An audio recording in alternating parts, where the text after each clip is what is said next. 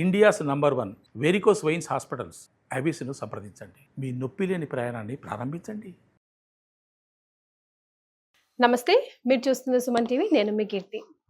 ఏరువాక పున్నం June 10th 11th చాలా confusion ఉంటుంది. ఎప్పుడు ఈ రెండు రోజుల తిథులు వచ్చినా కూడా కన్ఫ్యూజన్ ఉంటుంది.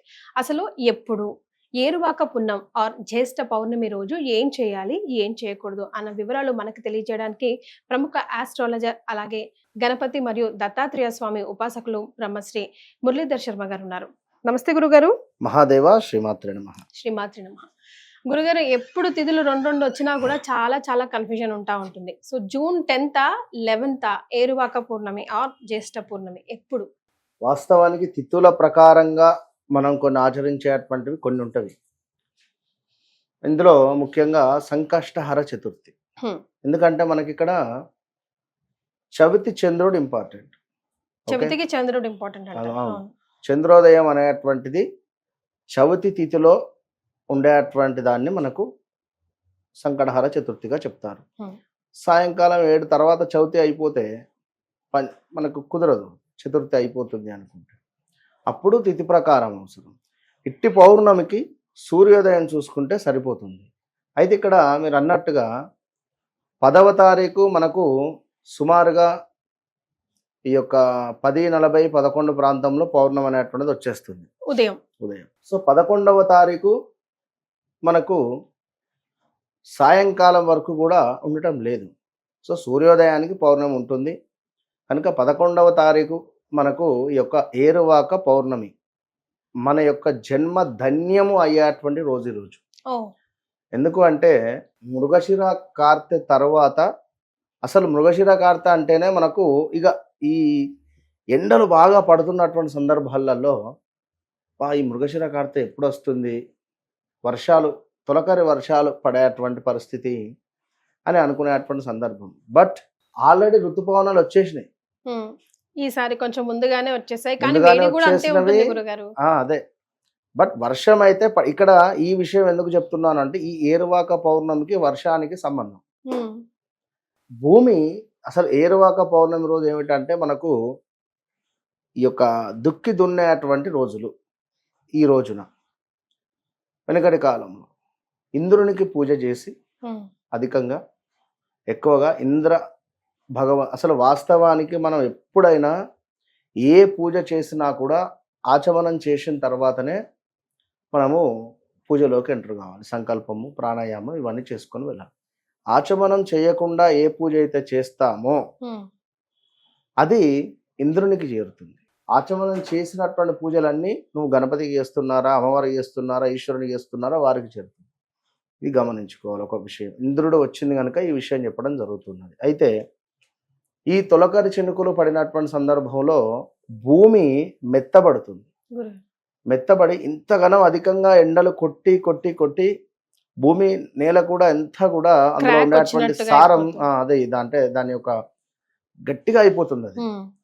సో ఒకవేళ వీరికి దున్నుదామన్నా కూడా ఇబ్బంది, ఎవరు వ్యవసాయదారులకు.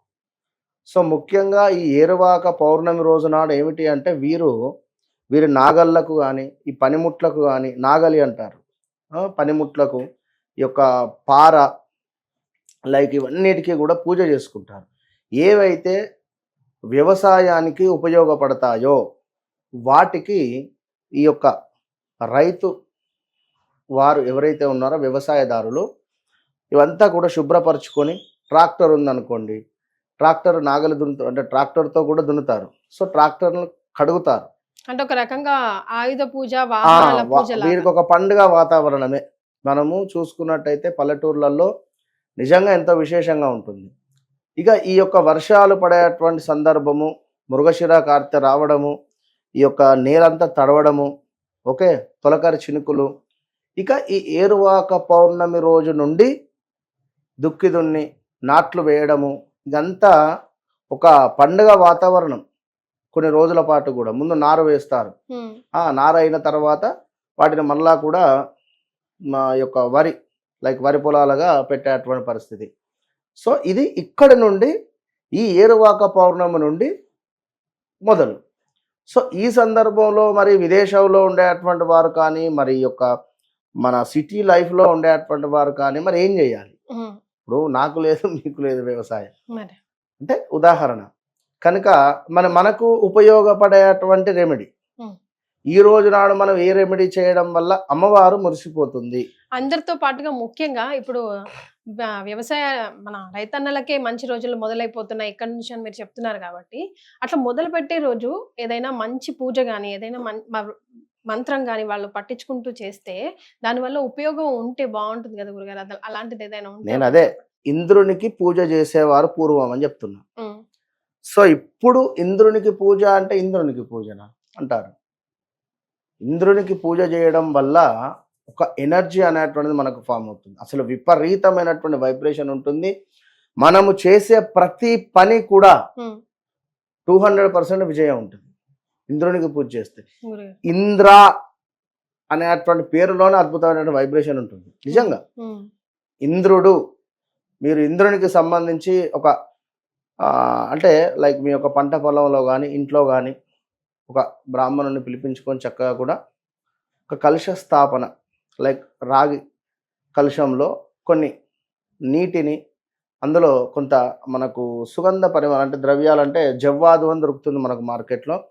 ఇటు జవ్వాదును వేసి చక్కగా కూడా మామిడి ఆకులను వేసి బూరుతో ఉన్నటువంటి కొబ్బరికాయను పెట్టి చక్కగా కూడా కలశ స్థాపన ఇంద్రునికి సంబంధించినటువంటి మంత్రాలు ఉంటాయి. ఇట్టి ఇంద్రునికి సంబంధించినటువంటి మంత్రాలతో ఆవాహనం చేసి ఇంద్రుని పూజ చేసి ఈ కలశాన్ని తీసుకువెళ్ళి పంట పొలంలో మొత్తము కూడా చల్లుకోవడం వల్ల వీరి యొక్క ధాన్యము అనేటువంటిది అభివృద్ధి అవుతుంది. ఇంట్లో ఉండేటువంటి సమస్యలు కూడా అధిక మొత్తములో కూడా తగ్గుముఖం పట్టే పరిస్థితి ఉంటుంది. సో ఈ సమయంలో ఇంద్రుడు అంటే ఇక మరి మనకు ఇంద్రుడు గూగుల్లో కొట్టినా కూడా వస్తుంది. ఇంద్రునికి సంబంధించినటువంటి శ్లోకం కానీ ఇంద్రునికి సంబంధించినటువంటి నామాలు కానీ. సో నేనేం చెప్తాను అంటే ఇక్కడ లక్ష్మీదేవి ఆరాధన, శుక్రునికి సంబంధించి ఏదైనా మనకు బలం కావాలి అనుకున్నా, శుక్రగ్రహానికి సంబంధించినటువంటి అనుగ్రహం పొందాలనుకున్నా కూడా మనము ఇంద్రుణ్ణి సేవించాలి, ఇంద్ర భగవాను. కనుక మరి ఎవరైతే ఈ యొక్క ఏరువాక పౌర్ణమి రోజు సింపుల్గా చెప్పాలంటే మీ దగ్గరలో ఉండేటువంటి దేవాలయం లేదా మీ ఇంట్లో ఉండేటువంటి స్త్రీలకు ఒక మీఠాపాన్, ఓకే, మీఠాపాన్ను వారికి డొనేట్ చేయండి, తినమని చెప్పండి అంతే. ఓకే, మీ భార్య కానీ మీ చెల్లె కానీ కూతురు కానీ ఒక మీఠాపాన్ కొని ఇవ్వమంటారు. మీఠాపాన్ను చక్కగా చేయించి ఒకటి అమ్మవారి దేవాలయంలో అమ్మవారికి సమర్పించండి. ఓకే, మరొకటి ఇంట్లో ఎంతమంది లేడీస్ ఉన్నారో వారందరికీ మీఠాపాన్ తీసుకువచ్చి ఇవ్వండి. ఈరోజు మీరు మీఠాపాన్ పెట్టిన తర్వాత నుండి 11 రోజులు డే బై డే చూసుకోండి. ఈ 11 days లో మీకు ఏదో ఒక అద్భుతం జరుగుతుంది. ఛాలెంజ్ ఖచ్చితంగా 100%. కేవలం మీఠాపాన్ మీరు మీ ఇంట్లో ఉండేటువంటి స్త్రీలకు ఇవ్వండి. At the same time first దేవాలయంలో దగ్గరలో ఉండేటువంటి అమ్మవారి ఆలయం ఏదైనా కావచ్చును, అమ్మవారి ఆలయంలో అమ్మవారికి తాంబూలం, ఇది తాంబూలాన్ని సమర్పించండి. ప్రత్యక్ష తాంబూలం ఇది. సో ప్రత్యక్ష తాంబూలాన్ని అమ్మవారికి సమర్పించండి. గురువుగారు మేము ఎక్కడో ఉంటాం, మీఠాపాన్ అంటే కష్టం అనుకునేవారు 1-2 తమలపాకులను తీసుకోండి. అందులో ఒక మన సోంపు ప్యాకెట్ ఉంటుంది కదా, వక్కపొడి, అది పెట్టండి. లేదా పచ్చి భాగం వక్క పెట్టండి. పెట్టేసి చక్కగా కూడా ఒక గులాబీ పువ్వులో గులాబీ రెక్కలు ఉంటవి అది పెట్టేసి అమ్మవారికి సమర్పించండి తాంబూలం. ఇదన్నా చేయండి. విన్నారు కదా గురుగారు, చాలా సింపుల్ రెమెడీ చెప్పారు. ఒకటైతే రైతన్నలకైతే ఇంద్రుని సేవ చేసి ఆ దున్నే కార్యక్రమం ఏదో మొదలు పెడితే అభివృద్ధి చెందుతుంది అంటున్నారు. మరొకటైతే ఇంట్లో ఉన్న ఆడపిల్లలకి ఎంతమంది ఉంటే అంతమందికి ఈ June 11th రోజు ఏరువాక పున్నమి రోజు మీఠాపాన్ అమ్మవారి ఆలయంలో ఒకటి సమర్పించి వాళ్ళకి పిల్లలకైనా ఇవ్వండి. మరొక విషయం ఏమిటి అంటే ఎక్కడైనా గోశాలలు కనబడిన లేదా ఆవులు మీకు కనబడిన ఈరోజు ఖచ్చితంగా వాటిని ఏదో ఒక బకెటెడ్ వాటర్తో నన్ను శుభ్రపరచండి, లేదా వాటికి ఆహారాన్ని డొనేట్ చేయండి. ఏదో ఒక రకంగా గోసేవ చేయండి. ఒకవేళ మీకు అందుబాటులో ఉంటే ఈ రోజును ఆవును కడిగే ప్రయత్నం చేయండి. ఆవును మొత్తం చక్కగా కడగండి, సంతోషంగా దాన్ని కడిగి దాని పాదాలకు కానీ, దాని యొక్క ఆ యొక్క ఉష్ట భాగంలో కానీ, దాని ముఖానికి కానీ మంచిగా గోసేవ చేయండి ఈరోజు. అంతే. ఇది చేసినా బాగానే ఉంటుంది. Right. At the same time. చాలా సంతోషం గురుగారు, ధన్యవాదాలు. మహాదేవ.